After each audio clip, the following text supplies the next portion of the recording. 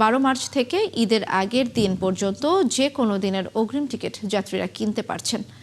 আর railway কর্তৃপক্ষ জানিয়েছে, সার্ভারের ওপর অতিরিক্ত চাপ কমাতে অঞ্চল ভিত্তিক বিভিন্ন সময়ে টিকিট ছাড়ার সিদ্ধান্ত নেওয়া হয়েছে। অগ্রিম যদিও দেয় তাহলে কয়েকটা কাউন্টার শ্যামলী বা আনিফ সরিয়ে দিতে পারে 20 রোজা কি 22 রোজার পর, আরো কয়েকদিন পর 20-22 রোজা।